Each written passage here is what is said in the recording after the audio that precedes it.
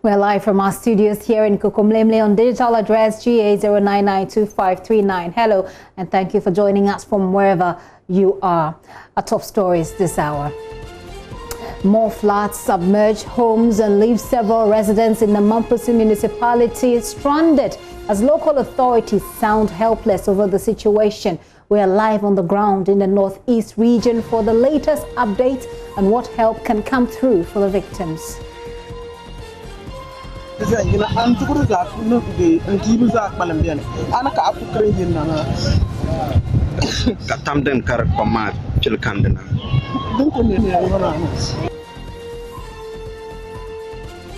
may not understand, but those are sounds of devastation and frustration. Also coming up, National Road Safety Authority launched the Arrive Alive campaign in the Western Region capital, Takrade, as authorities look to partner key stakeholders to stop road carnage, claiming several lives. My sincere thanks goes to all and sundry, including the media outlets, for their support, and to the authorities, the DPLA and army.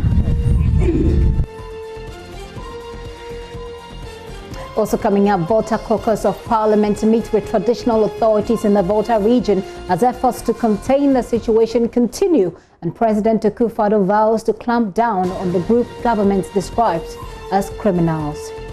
To use this occasion to extend our warning to the group never to attempt extending their illicit activities into our territory any longer. Join us on DSTV 421, GoTV 144. We're streaming live on YouTube and on our Facebook platforms. You can join us from there. Do tell a friend to tell another friend. This is The Pulse. My name is Gifty Ando Apia, and please be my guest.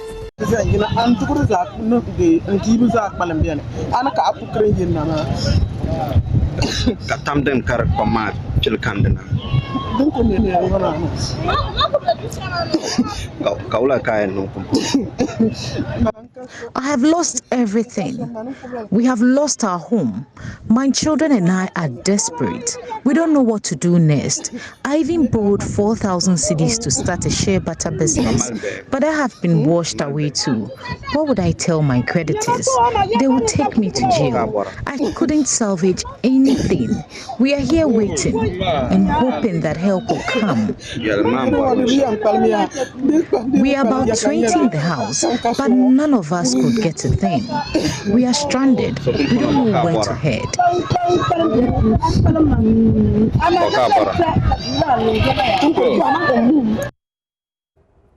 Those are tears of a desperate mother, a breadwinner, and a resident who has lost everything, including her home. This afternoon, it's a call for help as homes and farmlands continue to be submerged in flood waters up north. Some communities in the West Mampusi area have been rendered homeless, and some communities have been cut off, with residents being rendered homeless following the floods today. That actually started on Wednesday night into Thursday morning. Some residents have been forced to evacuate this morning in the communities in that region of the northeast region after two local dams there collapsed. The two dams burst separately at Dimia and Guabluga Thursday morning after the overnight heavy downpour in the area on Wednesday. Several volumes of water also inundated the communities, sparking a situation of chaos as the panicked residents ran helter-skelter to salvage their property. As you can see in the video there, the situation has caused the main Wale-Nalerugu road to be submerged as well, leaving traffic never seen on the busy highway before. Our correspondent has been in the community of Gagbini, where the residents are helpless.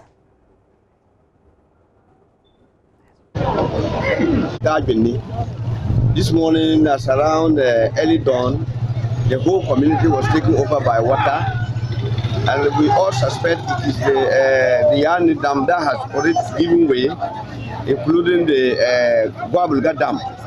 So the whole community now has been flooded. People are evacuating their livestock and properties onto the main road. So we need an urgent solution to it.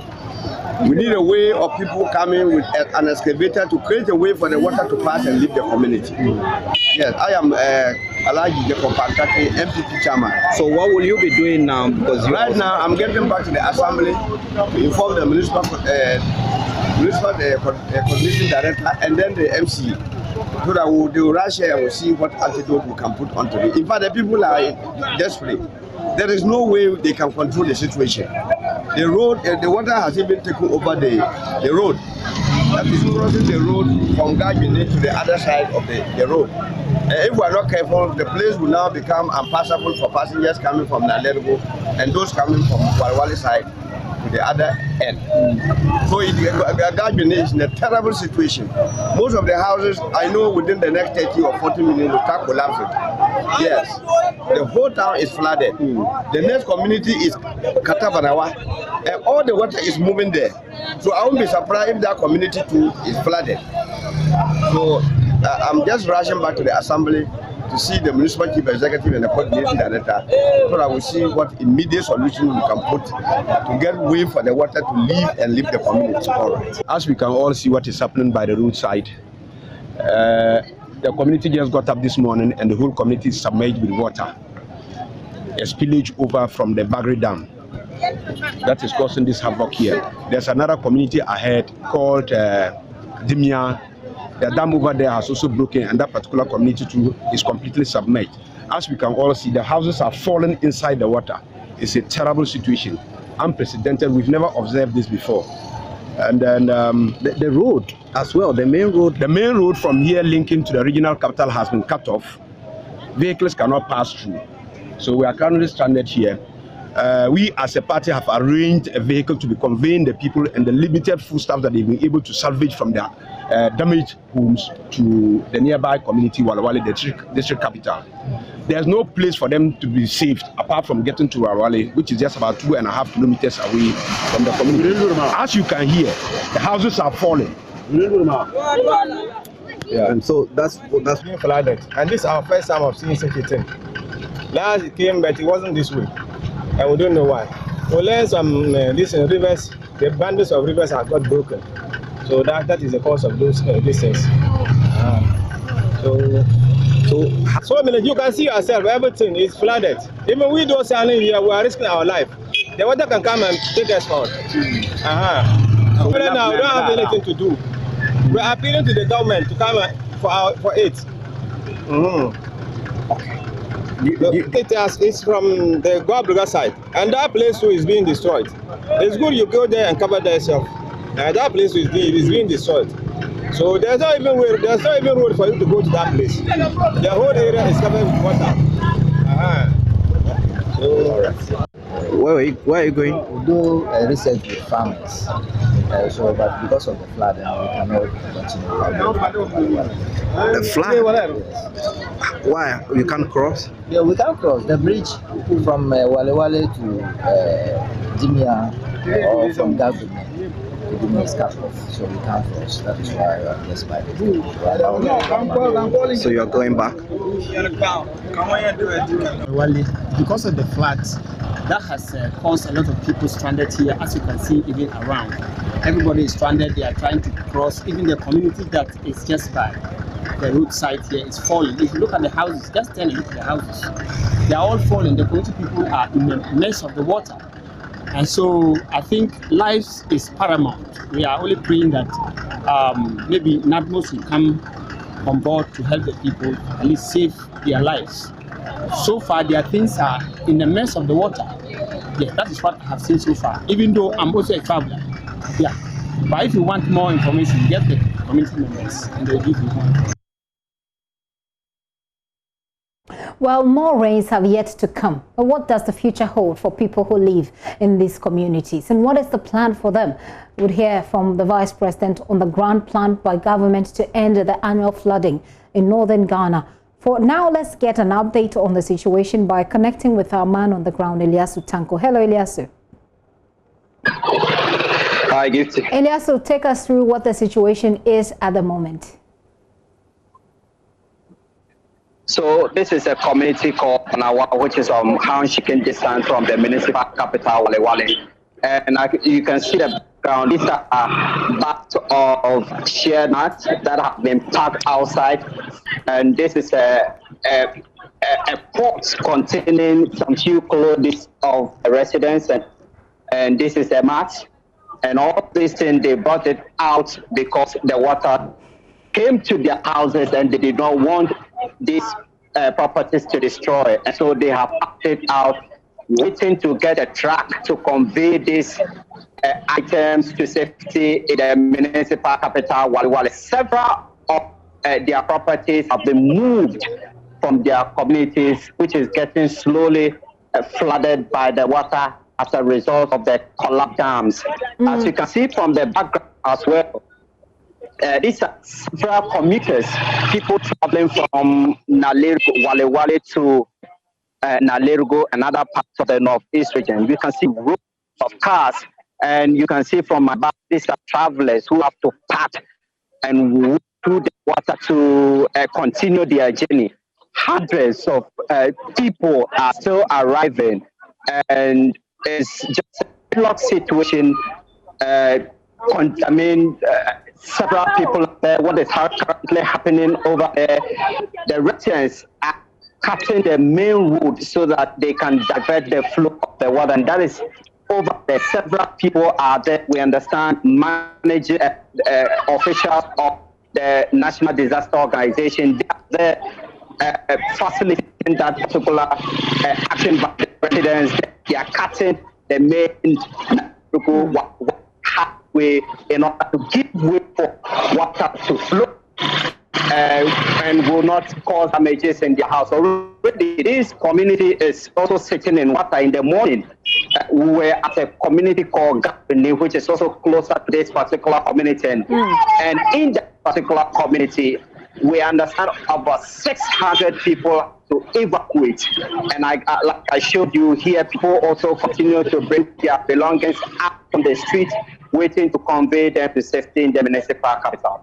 Elias, so this is a very worrying situation. And in the videos that you sent earlier this morning, we see some of the residents and they are waist deep in the water. Do you know at this point whether, you know, sometimes the flood, it floods, but then the water somehow subsides? Do you know, subsides? Do you know whether it's gone down a little bit, or are we looking at an even worse situation?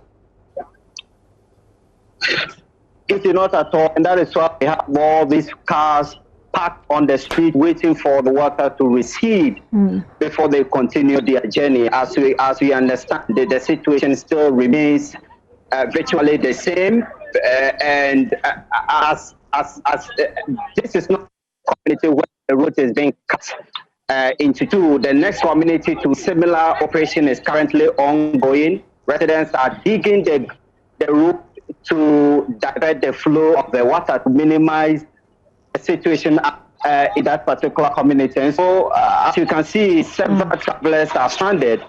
They are unable to continue their journey, and the situation relatively remains the same.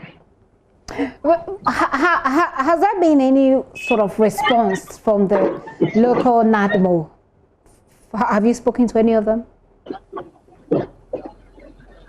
The NADMO regional director has been here since morning.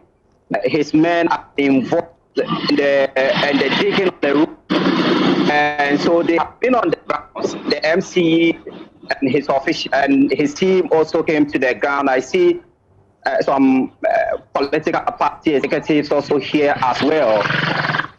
But as we speak, the people continue to move from this community heading towards the municipal capital. I understand that some of them will be kept at the municipal assembly block. Also will be asked to go and stay with family and friends. And some others also will be asked to go and stay in public buildings such as schools and mosques.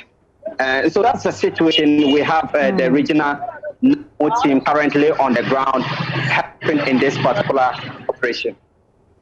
Elias, so earlier on you spoke to the MCE, who said that they've had a hard time convincing the people to move to what they're calling safer grounds. Help us understand that bit of the dynamic here.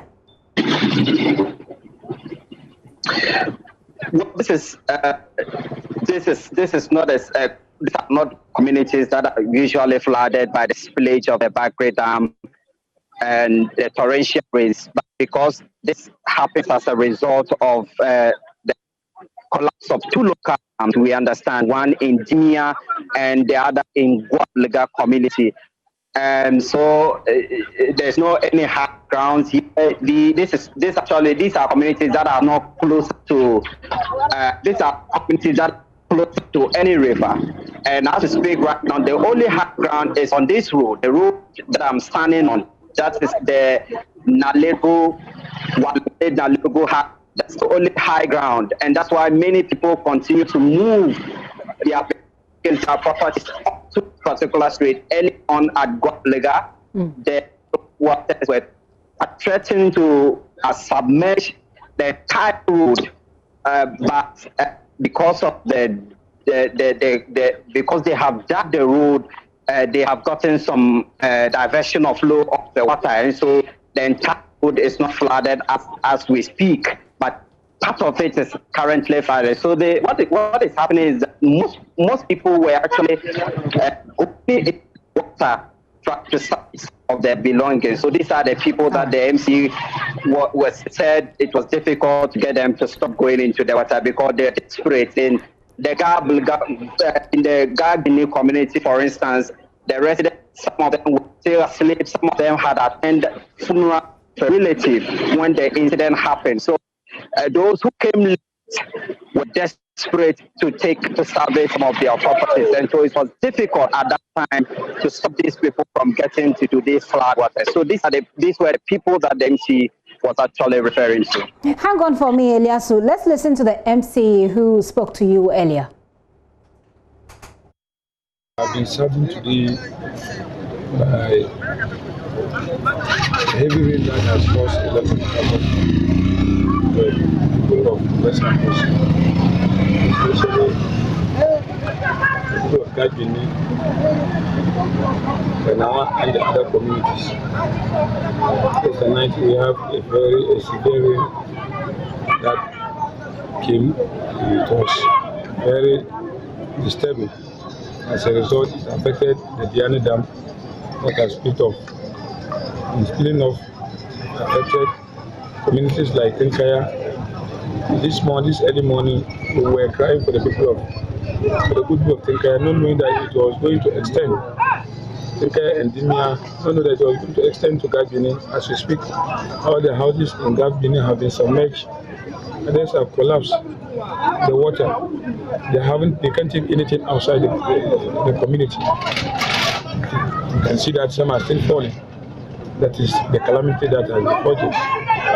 We are working tirelessly to see how best we can support these people who are in this difficult situation at this difficult time. We have asked that gather all their items and send to the district assembly. And I mean, in the short term, we have to look at measures that we can use to accommodate them. Probably we have to talk to some landlords in Wale and other communities to accommodate the people for the meantime. Whilst in the medium term, we look at how best we can solve the problem of the spillage of the dam. Then in the long term, we look at how best we can resettle the people very well. And we pray that as government will put on all measures to see to it that this social disaster will not happen again so far as the municipality is concerned. We are with them. We are here this morning to see how the problem will be solved. That this is a natural disaster where we don't have any solution as we speak. We are calling on the experts. I've called the regional minister, and then the regional NADMO directors, and I've also informed the headquarters accordingly. Who are also looking at how best we can even divide the route where the water can pass to the other side. But with that one, we have to seek permission from the highways authority. I think that will be a short-term measure for us to resolve the problem. We are with them. We can see that they are suffering. We are also suffering. We are calling on all philanthropists, government and other parastatal agencies to come to our aid. and support the good people of Gadjini, Tinker and Dimia to go out of this problem. Well, Eliasu is still on the line with me. Hello, Eliasu. Eliasu, it's pretty obvious that even the local NADMO is overwhelmed. They're asking for help. What are local authorities saying about the trend of the rain? Is it going to rain? It has been raining for some time now. Are the rains going to come to compound this particular flooding situation as well? Well, we do not have the details of that, but this morning, as at the time this situation was happening, the rain was still coming. And there are still indications that the rain will be coming more. But like I said, this community usually don't get affected by the twin disaster of the spillage of the Bagre Dam and the torrential rains. But this situation we are witnessing right now is as a result of the collapse of two local dams, one at Dimia and the other at Boga, that have sent these waters. And as you can see from my background, these houses that have just freshly been brought down by the water in the community of Banawa, which is some handshaking distance from the municipal capital. And the authorities are here. The municipal chief executive, I was trying to reach him to get a word from him, his team, and understand senior officers of the National Disaster Management Organization are here, trying to reach him to give us a few words what has happened so far, because I can see that some cars have started moving in. Okay. And like I said, there's a gridlock situation. I'm trying to get a word from the commuters. Several of them have to stop and then wait through the water to cross before they can make they can continue their journey. It's still a chaotic situation, especially on the Nalergo highway. Right. Very, very never seen traffic that has built here, and there's no way out now. All right, Elias, we'll leave you to try and get the MC to answer a few questions for us. What help is coming in? What can they do for the victims? At this particular time, this is something that's been happening. What can they do, and what plan did they even have, previously? So we'll leave you to pursue those answers for us. We'll come back to you when you do have those. Eliasu Tanko there, our man on the ground, bringing us up to speed. Like he said, right now, as he was speaking to us, some of the houses were just coming down, and he was trying to draw our attention to what was happening whilst in the background whilst he was talking to us. And he says that it looked as if the traffic was easing a little bit, so he's getting nearer to get more of the details. Kojo Yangsen, the host of the Super Morning Show, is here. We're going to talk about Up to Us, the Up to Us campaign, which is to support people in these areas. Kojo, you're welcome. In the meantime, though, I'd like to for us to have a quick conversation with George AC. George AC speaks for NADMO. He's a NADMO Communications Director. Mr. AC, good afternoon. Yeah, good afternoon, Gifty. I find it hard to have some of these conversations because it gets a bit repetitive. I hope that there has been a particular plan, because we can't say we didn't see this coming. What is the plan to help these people? Yeah, I think you've interviewed people, including one of our officers. Yeah. The situation is really difficult. NADMO is sent relief in Northeast, Upper East, and our men are also there supporting. But this situation is really, really difficult. The flood getting into our homes, and then see young people trying to walk through the water. Our men are there to support and to help, but until and unless we have the alternative that will be able to trap the water and help stop this situation, we'll have to be managing it as we are managing. NADMO, we know, it sounds almost like a broken record, but NADMO, we know, has always never had enough resources. At this point, we know that you're dealing with the people who, the flood victims from previously. Now we have much more of the flood victims. What is the plan of support?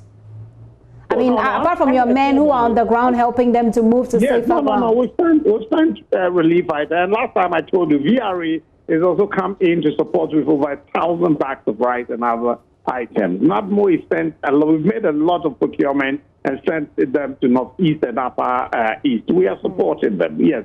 But I agree with one of our officers who is calling for external support. And I concur what Joy FM is also doing. I saw it, could you yourself and others trying to solicit support to come and help these people. We agree with that. But it doesn't mean we are going to take our responsibility. We are also procuring and supplying them to the Northeast and Upper East region.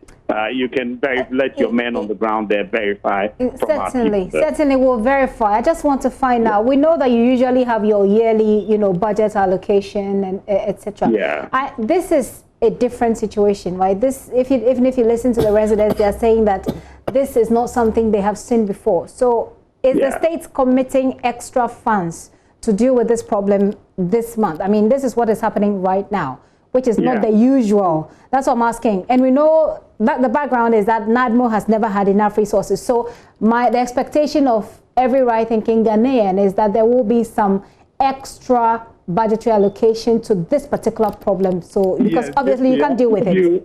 I told you time without number that besides our budgetary support, a contingent situation like we have now, all we need to do is to give the state rep situational report to the Minister of Interior, which will be forwarded to the Finance Ministry, and the additional support will be released. That we've been assured of, and this is a clear case that we are saddled with a situation like that. And NADMO will get the additional support immediately. We send the situational reports to the authorities. They are going to do that. Yeah, but have you sent that request, and what response are you getting? It sounds to me like you are now thinking of sending that request. Oh, no. We've fixed the time. My boss was there for about a week, and then the deputy has been there for a while now with our team from headquarters.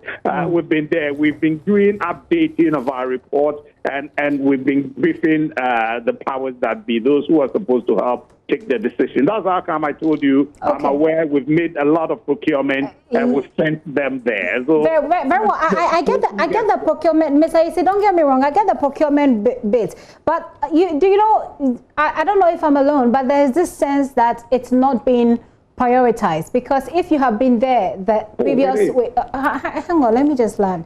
If you have been there the previous week, the expectation is that something which is an emergency would attract a quick response in that week. It wouldn't take more than a week to deal with this.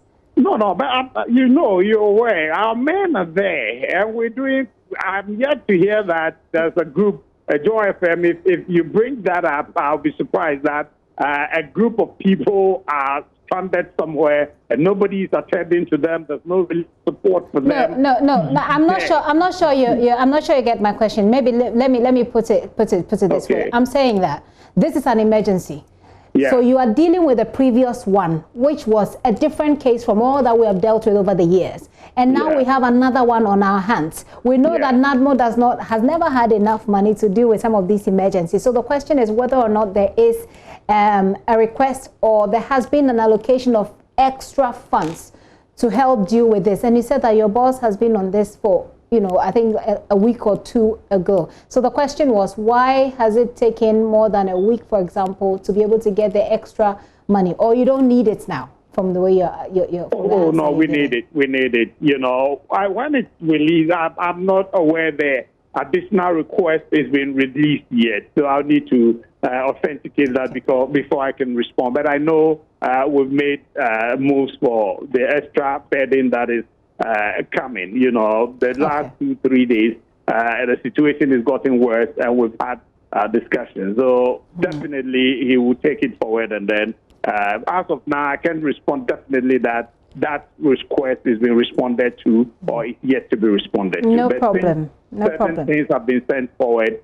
We're managing with that whilst we follow up with these additional bedding. I'm sure that perhaps now that it's come up, you'll be able to follow up more and get us the answers so we can talk about it. But do you have access to buffer stock company resources, NADMO? Do we have access to what? Buffer stock company resources. The resources Buffer that's stock? available. Yes.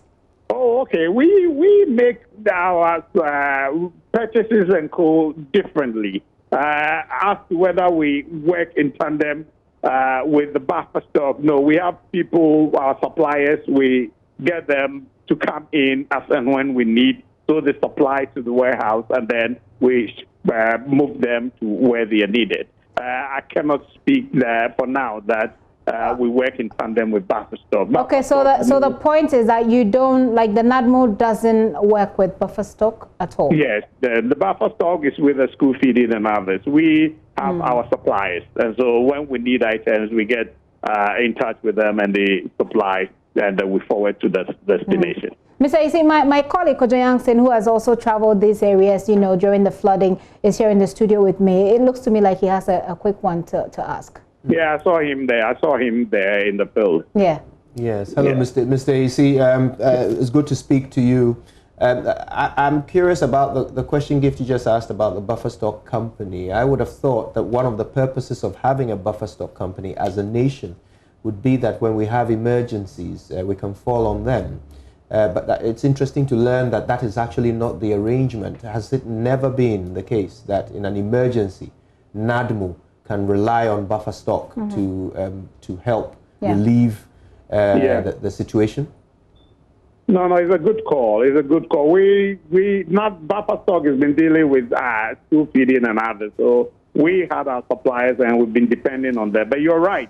In emergency situations, I said earlier that we've made requests for additional support. And so if that will mean falling on buffer stock, we're not going to turn it down. We will look at that option immediately. We will look at that. But since we have our suppliers and they don't disappoint us, well, we believe once we call on them, they will supply. But if we need to fall on buffer stock, we will not hesitate to do that. And we're wrapping up this conversation, but I totally get Kojo's concern that, I mean, I'm surprised myself that this is supposed to be a company that provides for us in emergency. And the very idea that there isn't that existing collaboration, you know, between NADMO and that organization, but rather between that company and school feeding is a little curious. Maybe going forward we can work out this dynamic, because it only makes sense that they're working with emergency organizations, the buffer stock. But Mr. Isi, we'll wait for the answers on the request for extra funding and when it comes in. We know that in this country we can always raise funds when we prioritize the situation, so we'll look forward to that. I know you will make the follow-up. You and Kojo involved. We are ready. We'll follow up and get you the answers. Thank you very much for your time this afternoon. Georgia Isi is the Communications Director for the NADMO there. It does get overwhelming, doesn't it, Kojo? But let's see. I mean, there are people who are not just sitting on their oars, people who are bringing in little donations here and there. And the Up to Us campaign is looking to now convey these items that you've gathered to northern Ghana. Tell us more. Thank you for having me. This is an opportunity. What we've decided as an organization is that we can't just sit by and tell the stories of people who are suffering, dying, especially when we know that the people we tell stories to care about each other and are concerned about what's happening to other Ghanaians in other parts of the country. That is the whole point of the Up to Us campaign. And so far, the response has been encouraging. What we've decided, though, is that if it is up to us, then we really should be the ones that make the biggest difference to these people. So we've made a plan that by Wednesday next week, we want to take what we have, purchase what they need, and go and give it to them. And so we are in our last push. It is now more important than ever for everybody who is willing to give to do exactly that. It's such an important thing that we take this up and help. I met a little girl. I was with our correspondent to the northern region, Martina Bugri. We met this little girl who was crying and explained that, well, she hadn't eaten since morning. Now, this is a little girl who normally would want for nothing. Her father would either be a fisherman or a farmer whose produce would be coming in.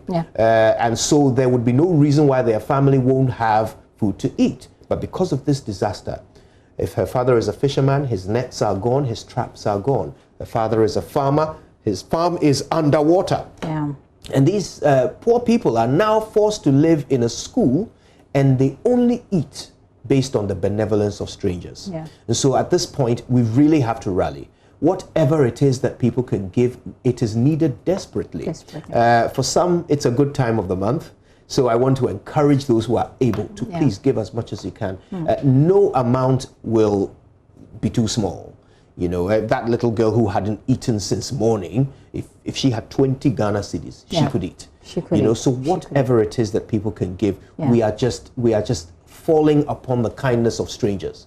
You know, and praying that everybody gives as generously as possible. The easiest way to do it is via Momo. So I want to share the Momo so details. whilst you look for the Momo details, let me take you through the bank details. The account number, if you just grab your pen or maybe your phone, the account number is, so we'll put it on the screen as well to make it easier. It's 144-100-233-8104. That's 144-100-233-8104. That's the account number, and the branch is the head office branch of EcoBank. And SWIFT code is, that's if you're doing a SWIFT transaction, is ECOCHCGHAG. I think when we put it on the screen, it will make it easier for you. We'll be putting that on the screen, and the sort code is 130101. It is the name is the Northern Floods Disaster Fund. Kojo, did you find the Momo? I have got it right here. Okay. Thank you. So the Momo number, for all of you who want to do that, it's 0593 038 768. So that's 0593 038 768. The name is Multimedia Group Limited. Please, however much you can give. Gifty, I just wanted to mention, by way of numbers, we've seen just from this morning's flood that about 700 people find themselves displaced. Well, NADMO commissioned a study in the northeast region. They believed that it was the worst hit region. So they commissioned a study. They had the Environmental Protection Agency, they had security services going around to assess the damage, and they came up with some shocking numbers. They found, and that's before this morning, they found that 55,234 people had been affected. Now, 32,271 of those were children. You know, 19,690 acres of farmland have been submerged, and this is important because you see, when the breadwinner's source of income is gone, then his entire family is affected. So all these farmers farming 19,690 acres, they've lost everything, their entire revenue for a year. 206 communities, as at the day before yesterday, had been affected. 3,952 communities displaced internally.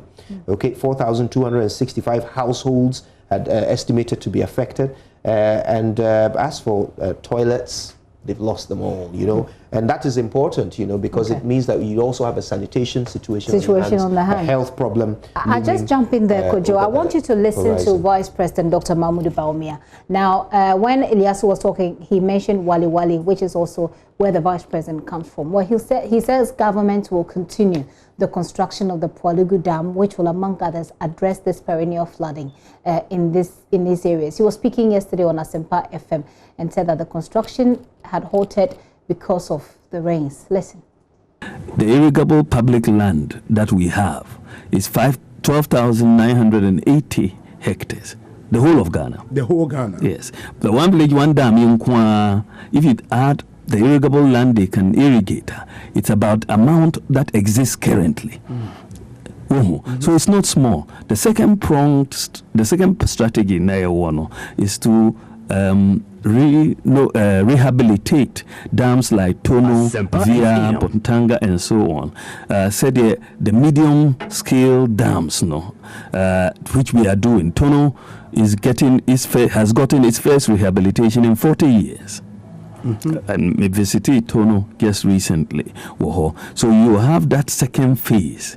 Then the big one is the Poalugu Dam. Poalugu Dam, the Poalugu multi-purpose dam. And it will be the largest investment in northern Ghana since independence. Almost $1 billion is going in there. We're doing flood control. Control the Bagri Dam flooding every year. Yeah, but no, Marco cut a sword. But we've not seen work commence. Work has commenced, but they were waiting to do the earthworks. Water now, me call recently. Yes. So I'm so now air tunnel.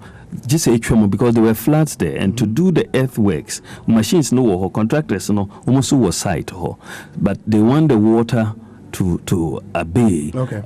Now almost started a human earthwork, but the site, the clearing has been done, the camp has been put in place, and they are ready to move with the work. But almost say in so now air ton and a flood in no one to mean yeah say human say but Yamea domain chebia they will say. But if you have the Pualugud dam, it will irrigate another 12,000 plus hectares, flood control and electricity. So we have a three-pronged strategy for agriculture in northern Ghana. I pursue the multi-purpose Pualugud Dam, the Tono, Bontanga, via those sorts of medium-scale ones, and then the one village, one dam. So commercial agriculture is taken care of, subsistence agriculture is taken care of, household ningina. So it's part of a strategy.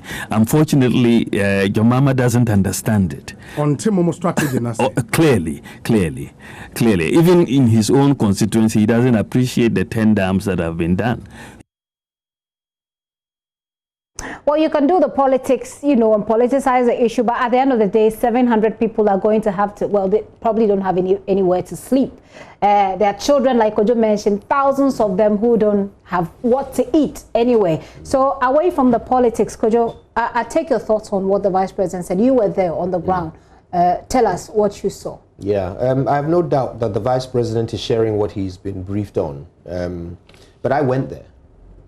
And I can tell you what's been done and what's not been done. I can tell you what I saw, what I heard. So there's been a road cleared from the main road, the main Wale, Nalerigu road, to the site where the construction is being done. It's about 20 minutes drive. They've cleared a path. Okay. They haven't constructed a road. They've cleared a road.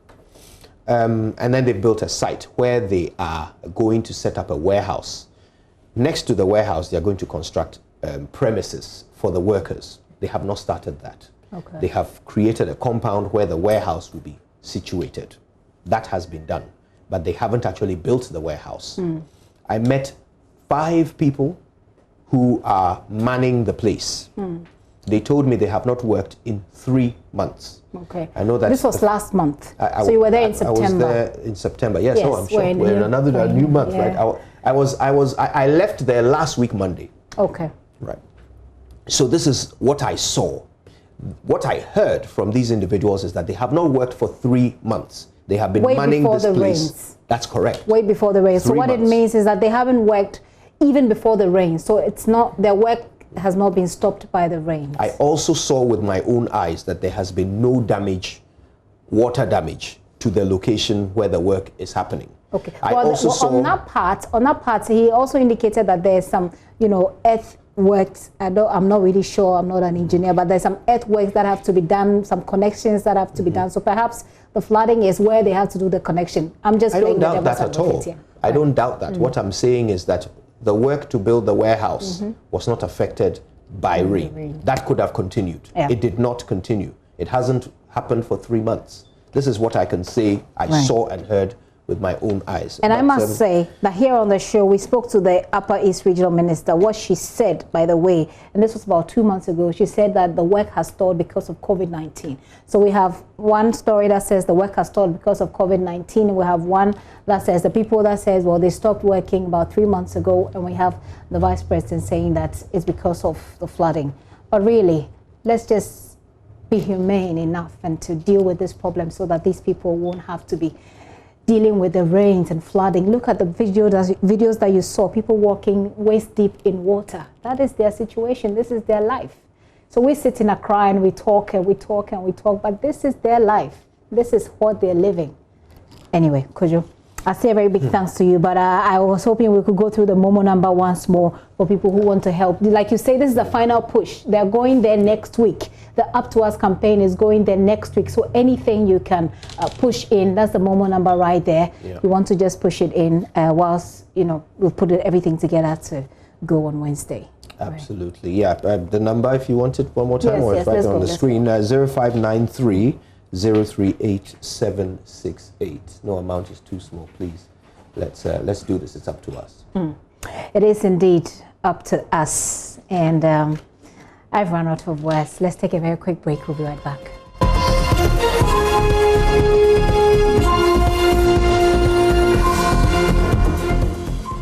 And we're going towards the Volta region now. The chiefs and youth of Tong are sending a strong warning to the Western Togoland Secession Group to desist from any attack that compromises peace and security in the region. The Manklalo of Dofo traditional area, Togbe Agbohla the 6th, says residents of Japong and North Tong are still living in fear due to the recent disturbances in the area that resulted in the death of 2 of their sons and the rest of innocent young men, including the Asafwache Togbe Agbohla, who was addressing the media at Japong in the North Tong district. He noted that none of the residents has nothing to do with the said group or any of their associates, even though some of them have been sent letters by the leaders of the Western Togoland Transformation Front to join them, or they've been asked to join them on their agenda. And even though they've received those letters, they're saying essentially that they have not responded to those letters. He's asked security agencies to beef up security in the district, as well as for governments to release who they are saying are innocent people who have been arrested. To the Airway Unification Movement, transaction of the Historical Society of Ghana, 1969, referred. There seems to be a total confusion among the secessionist group, confusing the Airways Unification Movement with the plebiscite of 1956. The former had a much longer history predating the 20th century. The Airway Unification Movement and politics of the plebiscite are not same. It is important to also note that Anglo and Tong had been under a vague British spear by 1850, and this was consolidated in 1874. The airway state of Sumer, Kliko, Peki, and Tong follow suit and become part of the British Gold Coast by 1885. We therefore publish below the results of the 9th May 1956 plebiscite, vote cast by the districts within the Trans-Volta Togoland, with details as follows.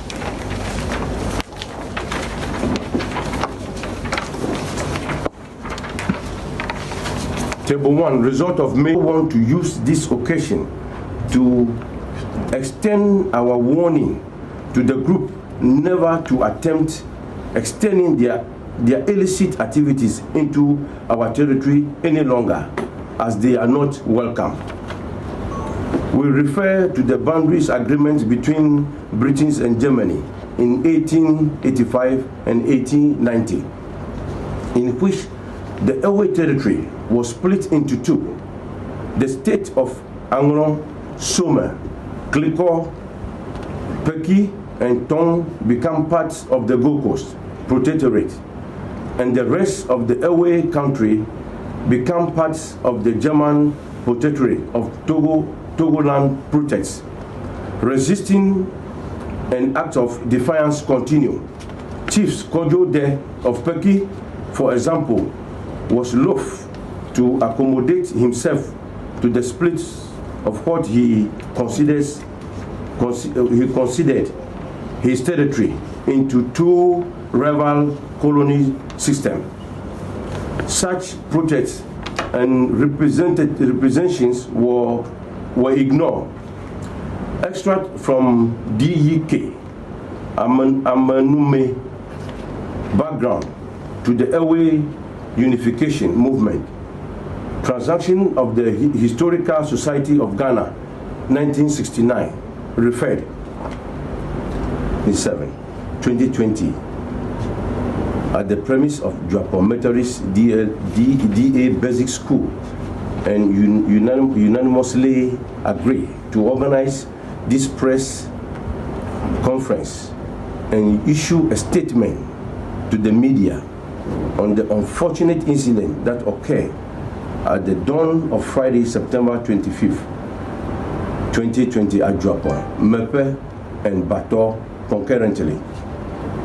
We wish to state without any equivocation that as far as the Dofo Youth and Development Association and the Dofo Traditional Council are concerned, all Tom area form part of the sovereign states of the Republic of Ghana and owns allegiance to the state and government of Ghana. We were talking about when we wake up on Friday at dawn, just to notice that some elements of secessionist group in Ghana who are affiliated to the Western Togoland movement have extended their activity to some of the town areas. Ivy Sesoji is in the region and she's joining me via Zoom with more. Hello, Ivy. Ivy, so let's put it into perspective. Was this a separate press conference or was it held together with the voter caucus?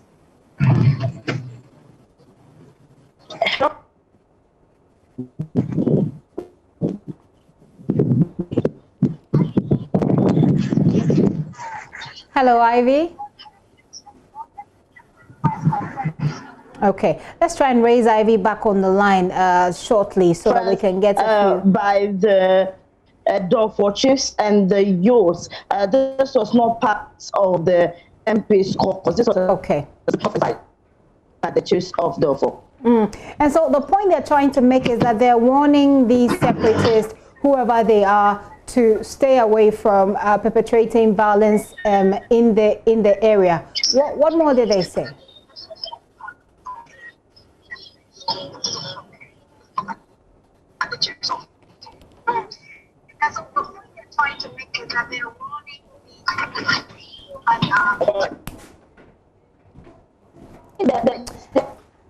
The separatives stay away from.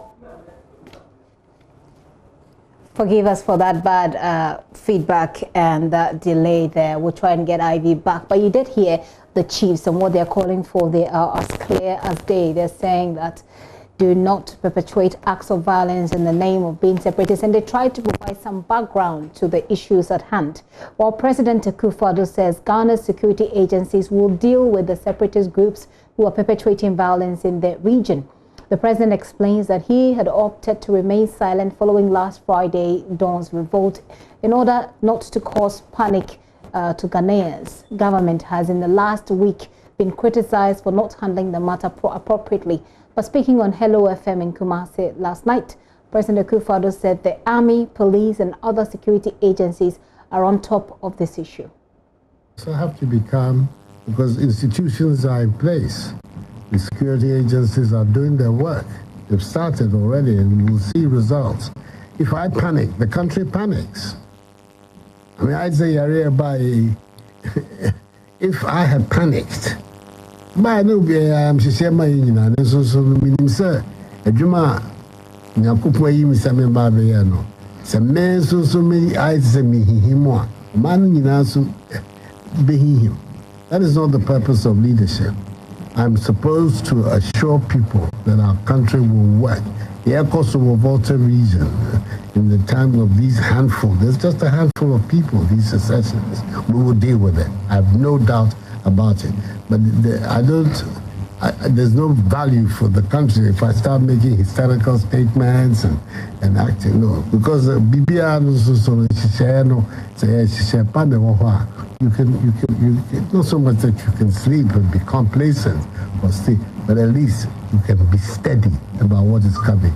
And I trust the security agencies, I trust the armed forces, I trust the police, I trust their leadership, the intelligence agencies. I know they're all working very, very, very hard to make sure that this matter is dealt with as quickly as possible. People reporting to me wherever I am, I'm getting the reports on a daily basis telling me what's going on.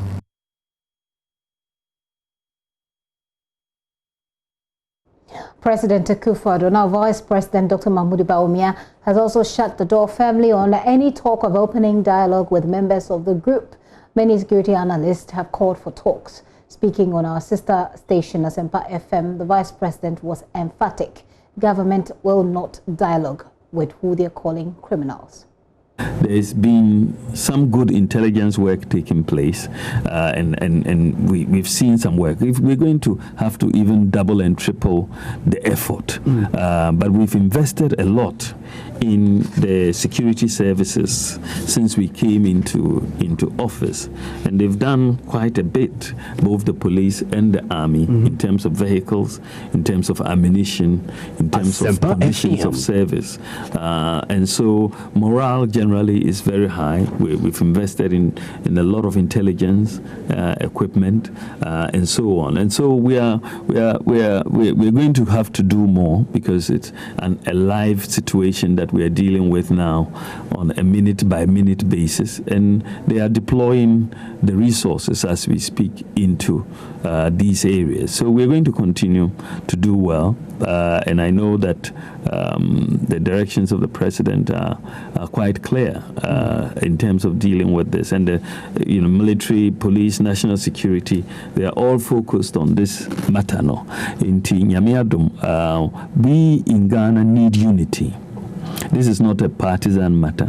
We need unity across all regions, across all tribes, across all religions.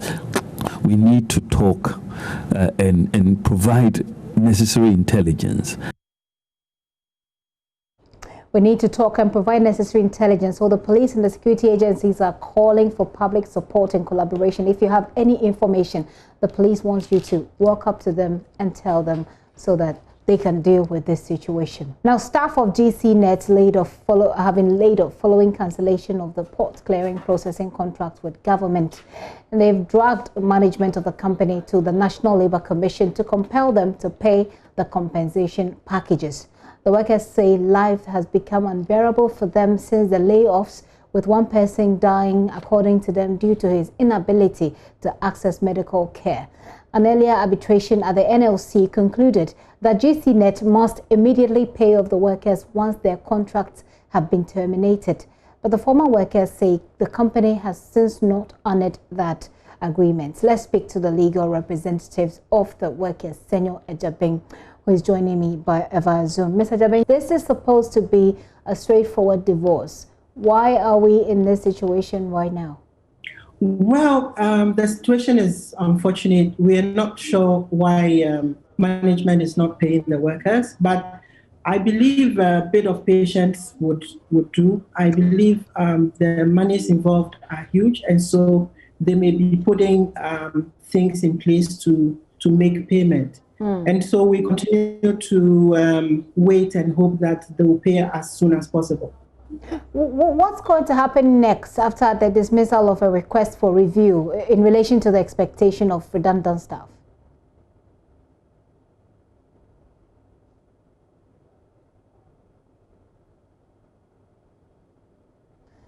Okay, it looks like Mr. Ejabeng is frozen on us, but we can try it one more time and see if he hears. Mr. Ejabeng, do you hear me?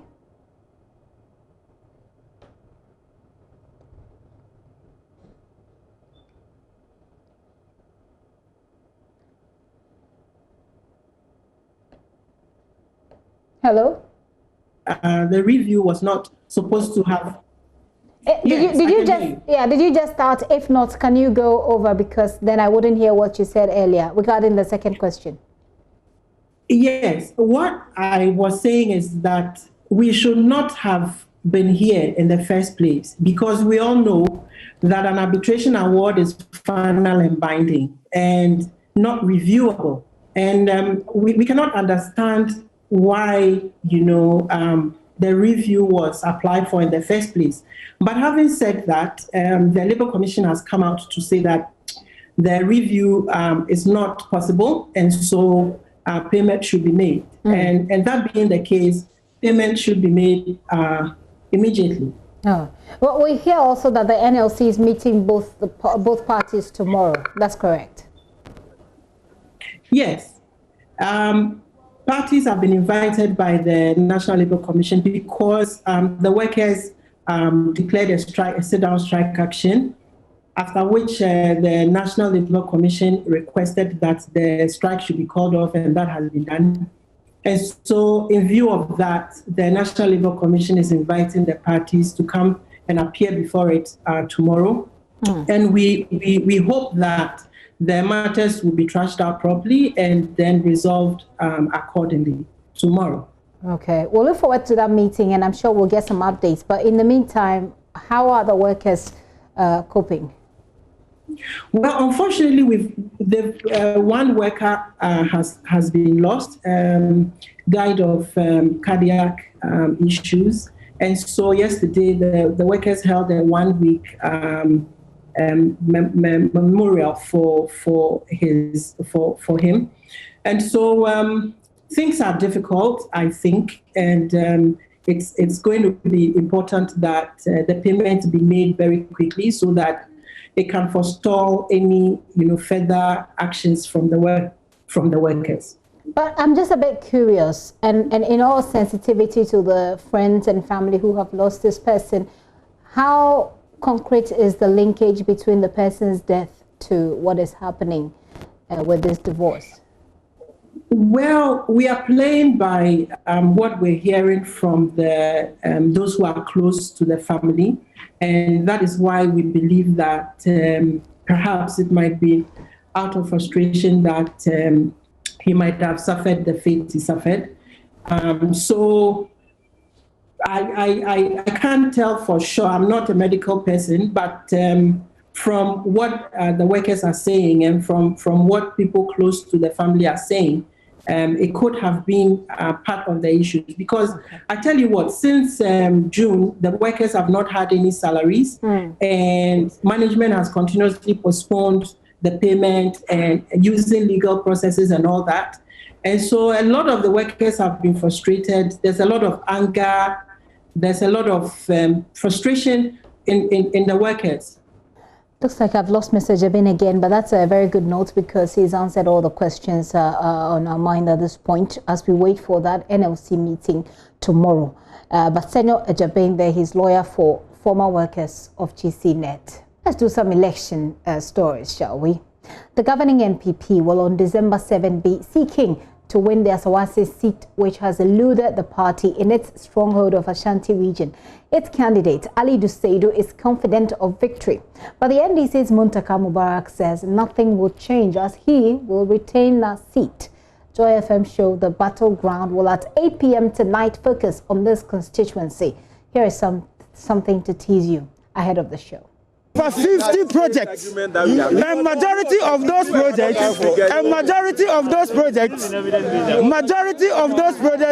are under education. Again, under health, the Pakusu Health Center is there. But supporters of the National Democratic Congress in the constituency tout the achievement of MP Alhaji Muntaka Mubarak. We have about 11 electoral areas. When you go to all the electoral areas, you will see Muntaka's project. There's nowhere you go, you will not see Muntaka's project. It's clearly that Muntaka is our darling boy, and inshallah, we are going to support him to continue because you cannot change Muntaka for Mr. Zero. Do you know our MC, Mr. Zero? His popular name in Ashanti region is Mr. Zero.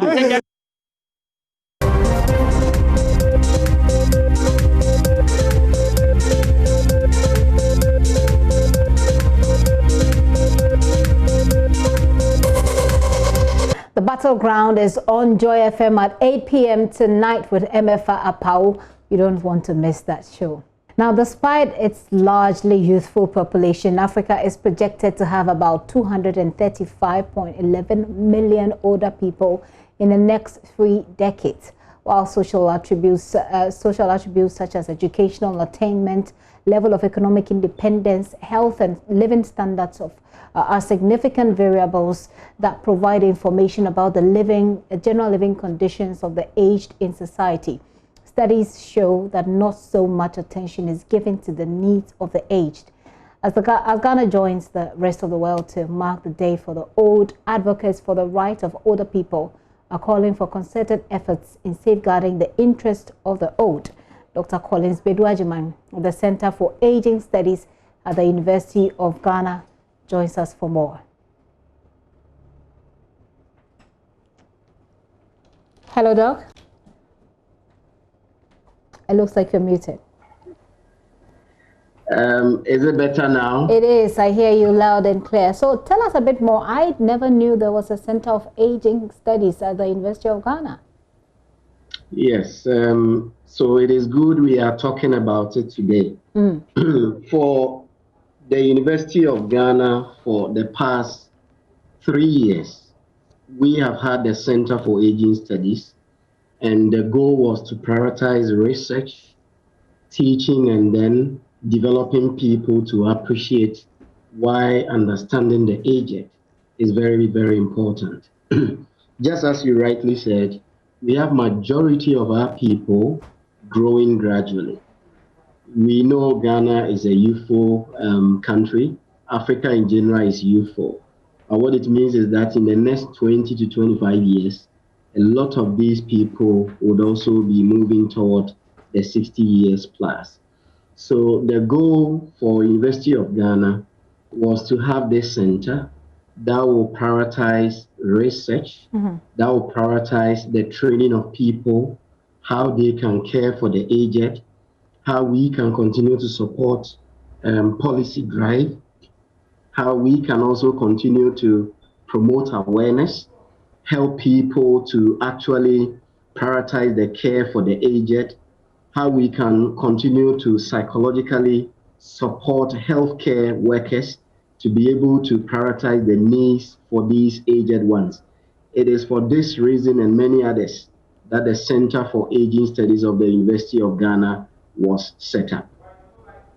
So let's look at the work that you have done so far and what we're discussing right now. You're saying that in the next few years, we're going to have a huge number of aged people.